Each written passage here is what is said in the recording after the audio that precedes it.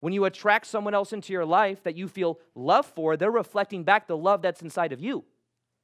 They're not giving you something you don't already have. Does this make sense? They're a reflection. But what a lot of people are doing is they are waiting for the reflection to change. But the reflection can't change because everywhere you go, there you are. So everyone that you meet is going to be reflecting back whatever energy you have activated in you.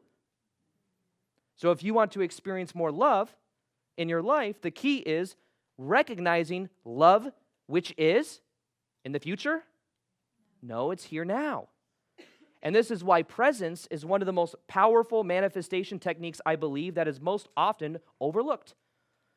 Because what everyone is trying to do with manifesting is they're trying to escape the present moment right now.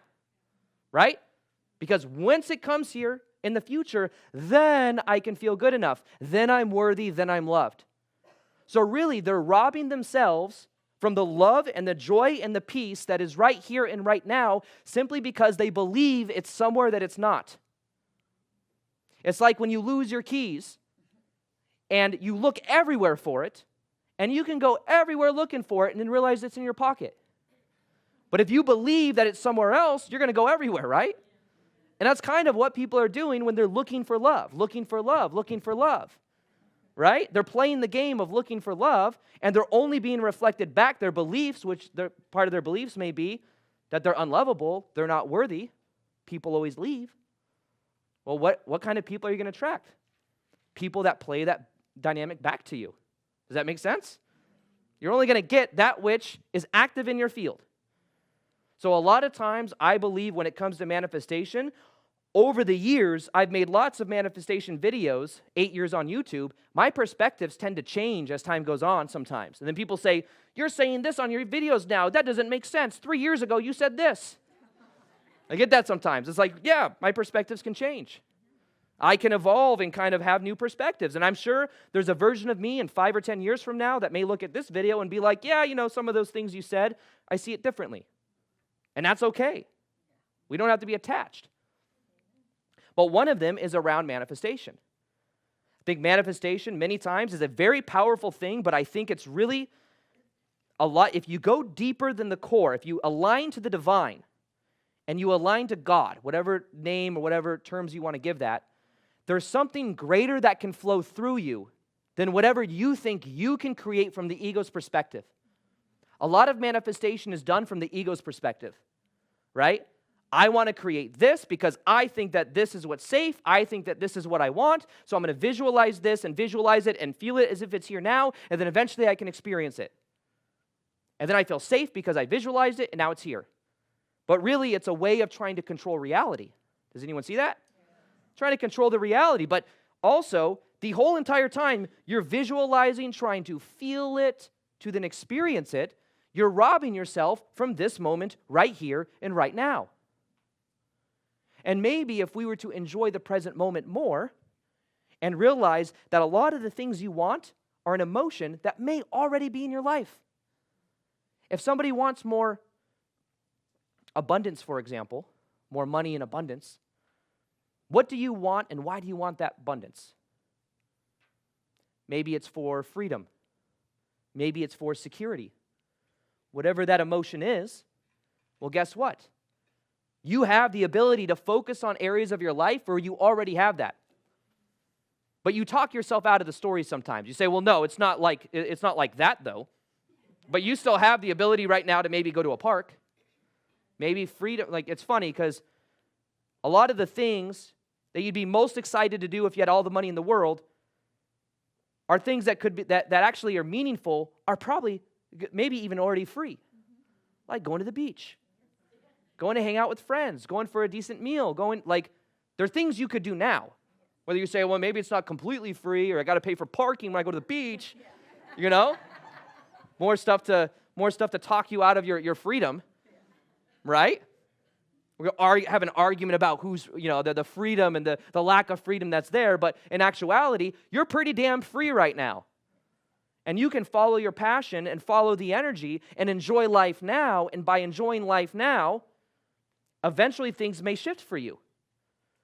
eventually you may find yourself attracted and attracting certain people into your life that reflect back that energy shift. But the thing is many times we like to stay stuck in the stories. We don't like to, but it's what's so familiar, and we get the payoff. I'm right about reality, right? There's parking that you have to pay for at the beach. The beach is not free, Aaron. Fighting for limitation, right? But ultimately, these energies are already in your life. You're like, well, I want the connective relationship. Well, you probably already have some type of connection in your life somehow.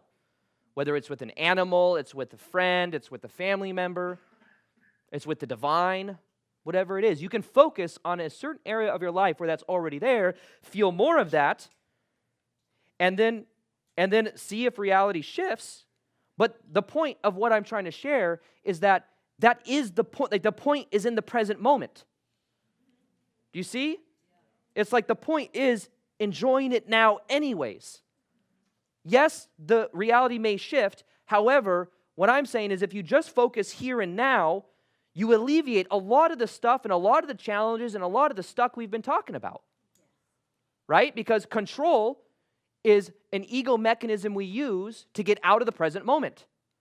We say, okay, present moment, when I was a kid, I was in a sandbox playing, and then something happened, and I couldn't just play. I got to figure things out now. Right? And what happens is we're trying to figure things out. We're trying to predict what could happen in the future. And what happens is we take the burden of what people think, we take the burden of everything in our life, we carry it with us, stressing ourselves out because we want to feel like we're in control. We want to feel certainty. What is the opposite of certainty? Uncertainty and even variety, even adventure. What if instead of certainty, those of you that maybe find yourself, you say, I'm a control freak or whatever. What if instead of valuing certainty, which is a part of your identity, what if instead you started to value adventure? What if you got, in a way, excited and curious about the unknown? Because ultimately, in the unknown is where all magic happens. And our values make up our identity. And in the past, we decided there was a lot of uncertainty when I was a kid, so I very much value certainty. So, to be certain, I need to control. I need everything to happen the way I want to happen. I need to figure it out so that when the future comes here, it's exactly how I visualize it, or it's exactly how I expect it to be. So control, control, control equals resistance, resistance, resistance. But you're not in the present moment, trusting the unknown. But also, what if the unknown could be more magical? What if the unknown could be where you experience variety, you experience contrast, knowing you can handle it? Whatever comes your way, you can handle it. Think about that. So often we think we can't handle the unknown because of what could come our way, as if we're still some little kid that's going to be swept out and in a lot of pain. But understand, in the same way that I could have those uncomfortable conversations that I mentioned earlier today and yesterday that I had to have with the authority figure, I was fine. There was a part of me that felt like in the past that would have been scary, who knows what's going to happen, but ultimately, you can handle it. If there's tension, you can handle it. If you step into the unknown, you can handle it. And maybe in that tension, what we describe or interpret as tension is the permission for you to realize that you've changed. It creates the pressure that is embodying the new you. So the thing to become aware of is, what is your inner self-image? How do you see yourself? And who are you being? Because how you think, feel, and act is in direct proportion to how you see yourself. And there's certain things that you may have resistance doing because you don't see yourself as that type of person. Does this make sense? So there could be something that you step into.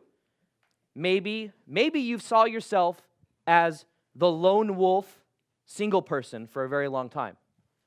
You've always identified as being that one in the friend group. Or that it's safer to be at home, alone in your room, than it is to be around other people where you could get some form of relational trauma. But guess what? That may also trickle back to childhood, where you felt more safe inside your room, where it was safe and there was no tension and you didn't bother anyone and you were being seen and not heard. There's a subconscious identity there. that may be keeping you trapped where you are. So the power in this is becoming aware of what identities and labels have maybe you attached to that are keeping you in the current reality you're in. And if you could let that go by realizing it served you up until this point, maybe it served you to get to where you are now, but maybe you can let it go and let something new in. Very often as well, what can happen is there's a story or an identity around being the one who needs healing, the one doing all the healing work. Look at all this trauma that I'm looking at, all the inner child work I'm doing, all of this stuff. And what happens is people stay trapped in that identity.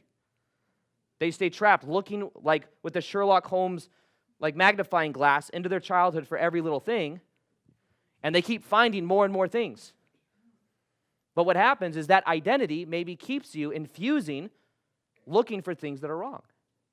So maybe it served a purpose to get you on this path of spiritual awakening, but at the same time, maybe it's holding you back from being the most healed version of you, the one and version of you that you accept inside of yourself.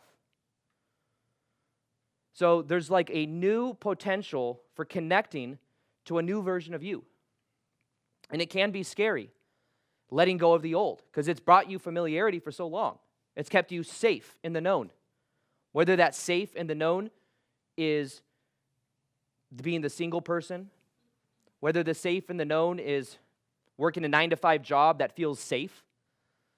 One of the biggest shifts that I had back in 2017 when I first got on YouTube is I realized, actually back in 2012, was when I first read the book Psycho-Cybernetics. How many of you have heard of that book? Very powerful book on the inner self-image.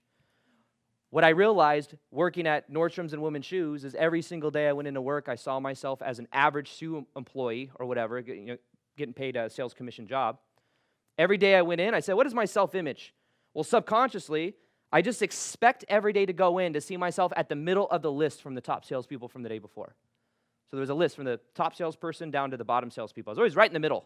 Wasn't at the top, wasn't at the bottom. I said, oh, this is my self-image. So what I started to eventually do is I started to embody the energy of the top-selling version of myself. And I realized some unique differences. I noticed that the top-selling version of me greeted every customer. Because I was selling women's shoes, like sales commission jobs, so I'd greet every customer. That was one thing I noticed the top-selling version of me did. Some people I worked with would profile and only pick customers that they thought were going to buy. Different mentality. No, that version of me greets every customer. That version of me goes above and beyond. That version of me is not afraid to show extra shoes that they didn't even ask for. Because sometimes that was like bring people tension. You're supposed to bring out 3 or 4 other options than what they wanted, and some people would be afraid to do that, but that's part of your job. Well, then I'd start doing that. I'd go above and beyond, and after I sold them the shoe, I would like wrap it nicely in tissue and bring it around the counter to them, putting just a little bit extra energy into it. That little extra energy was after the sale. Didn't really make a difference on making more money, but it did because it changed my self-image.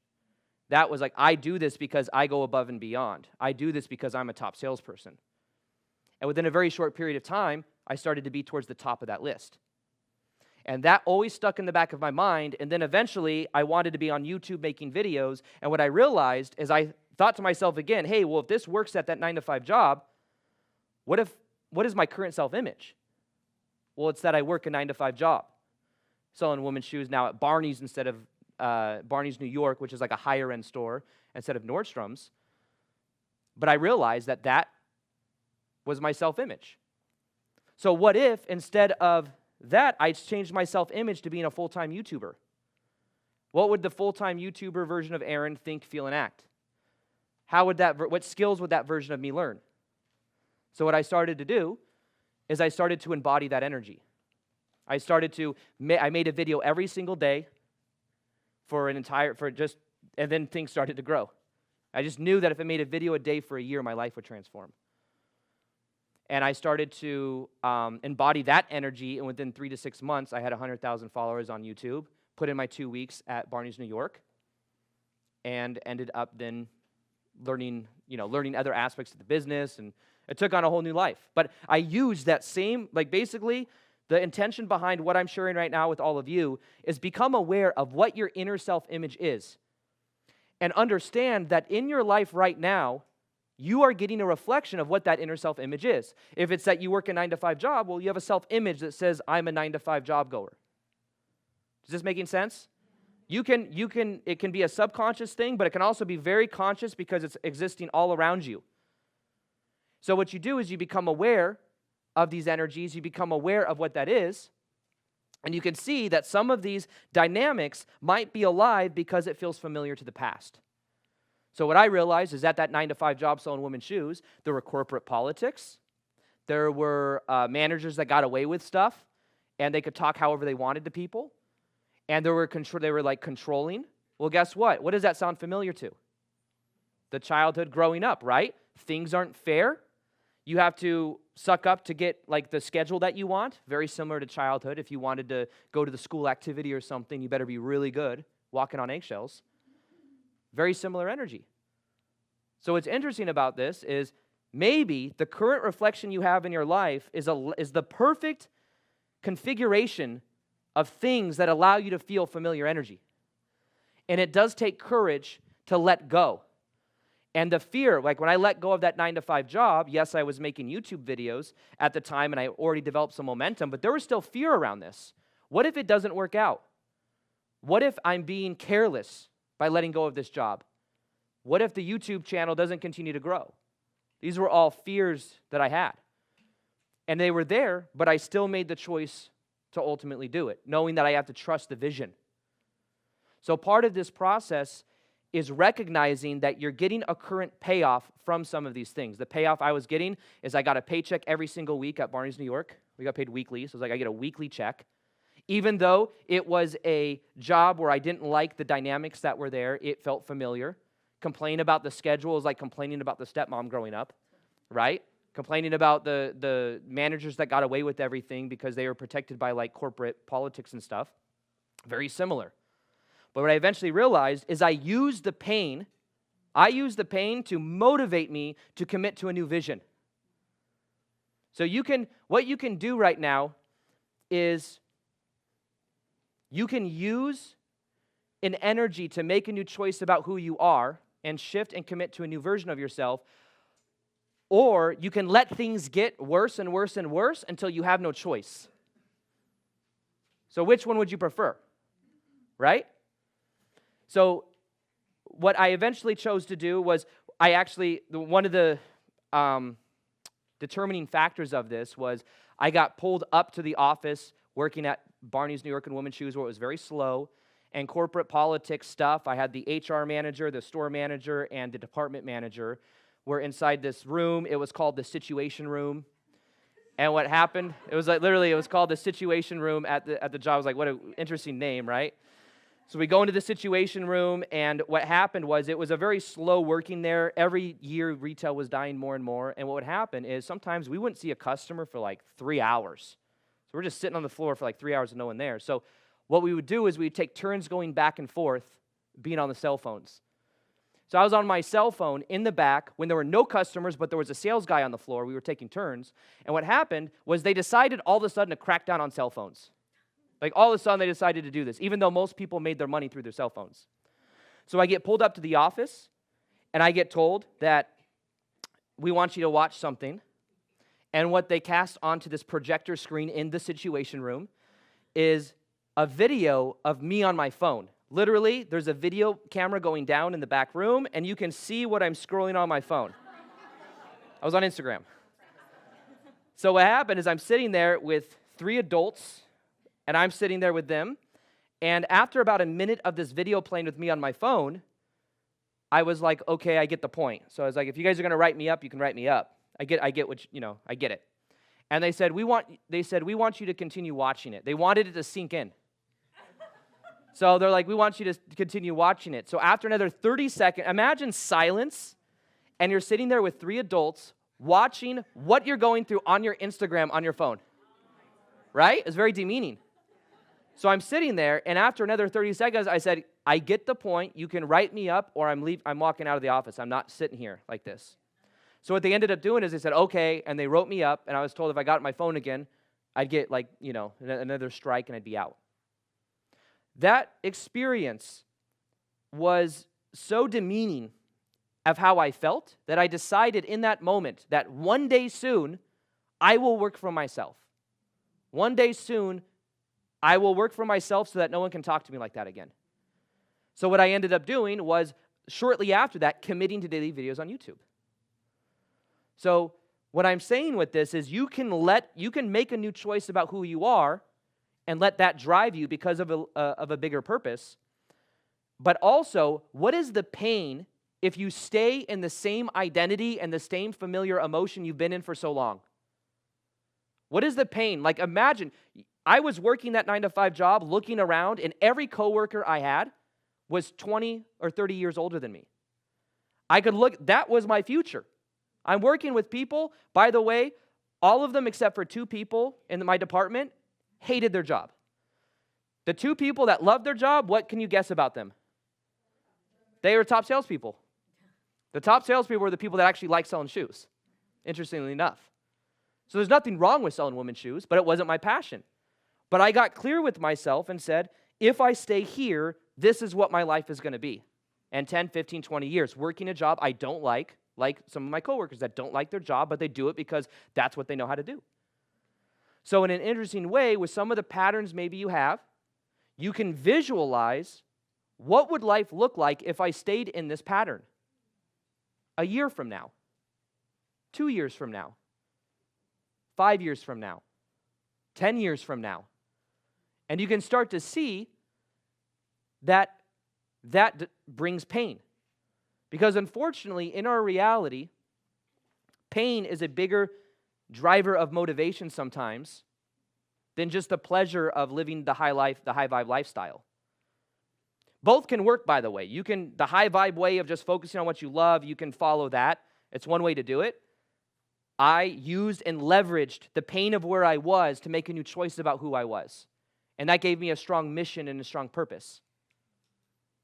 So what I'm saying with everything here is sometimes we will stay in similar patterns until we're aware of what those patterns are and until we're aware of what those consequences are if we stay in them for long enough.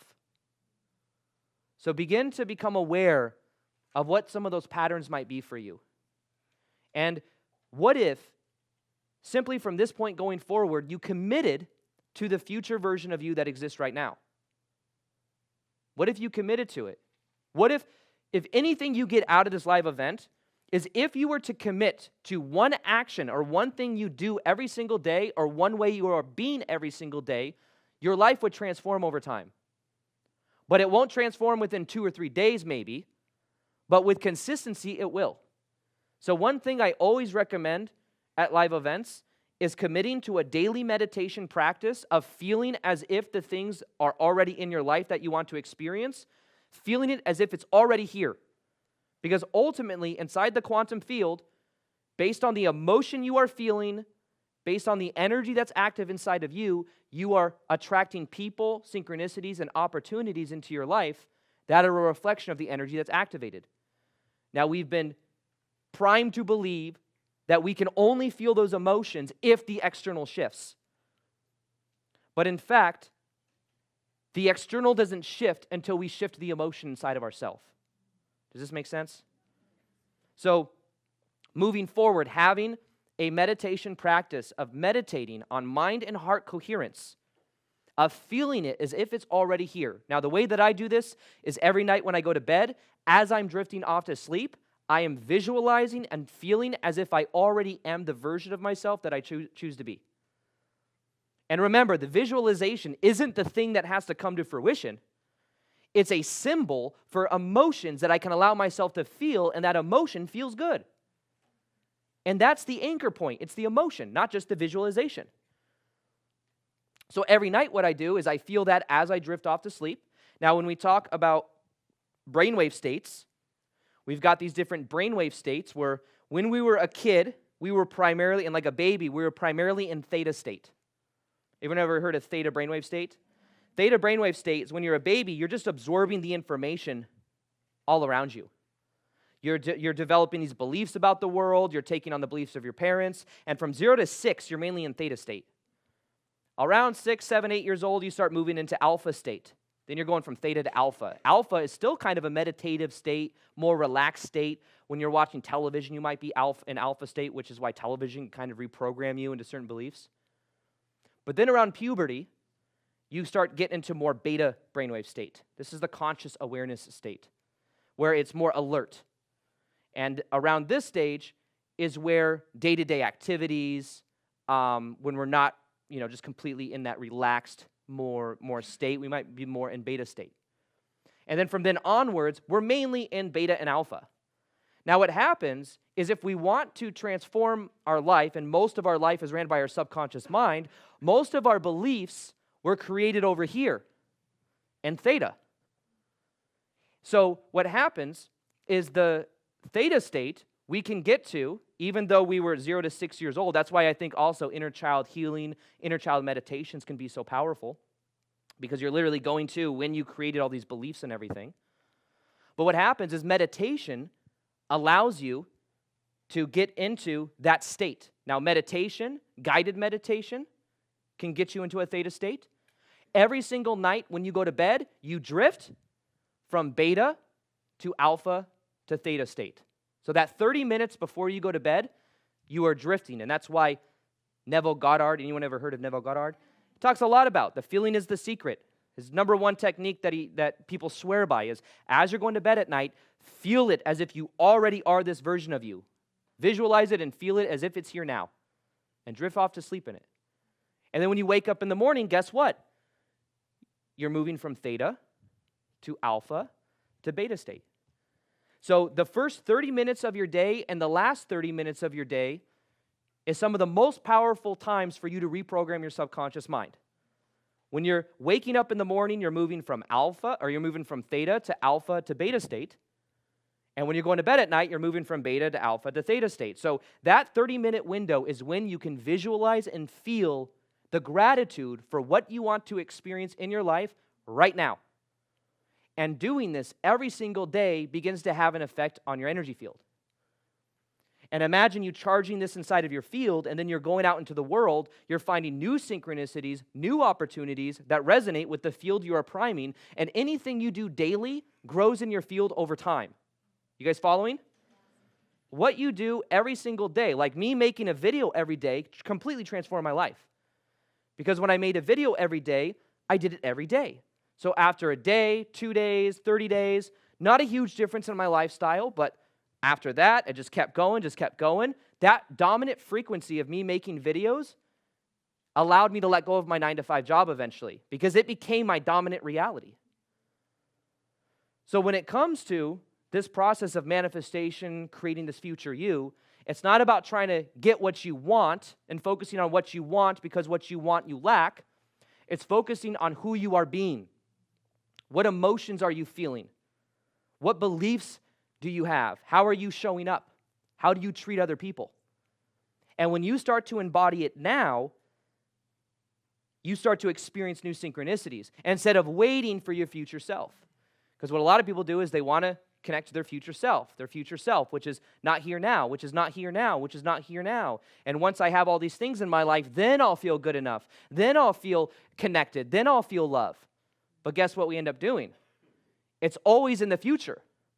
So by the time it gets here, it's almost like what we've experienced right now in our life is like an echo of the past.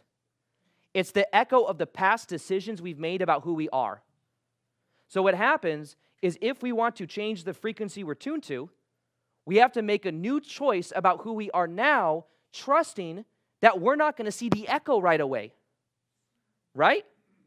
You guys following? The echo, because what we've experienced now, there was a certain time in our past when we decided, this is who I am, this is what I'm capable of. And then what we experience now is a reflection of that. But we have to make the choice now about who we are and the emotions we choose to feel, and then trust in the vision. We don't understand and need to figure it out right now, but there's an echo, and if every single time you make a shift, you're looking into the mirror to see a new reflection, but you're checking the mirror to see if you've changed, it's going about it backwards. The mirror reflection changes when you change. One of the most powerful videos for you to watch next is a video that I actually did of a clip at a live event in Los Angeles. I showed the difference between empath and narcissist energetically. I talk about how to actually heal as an empath, what's really going on the inside, and I show you step by step how you can transform your life from the inside out as an empath. This is one of my most popular videos that I've done. It's also from a live event with over 200 people in the crowd. It was an awesome energy, and I'm gonna go ahead and put it right here. People that can feel other people's energy. This is both a superpower and sometimes a curse on the other side of the spectrum.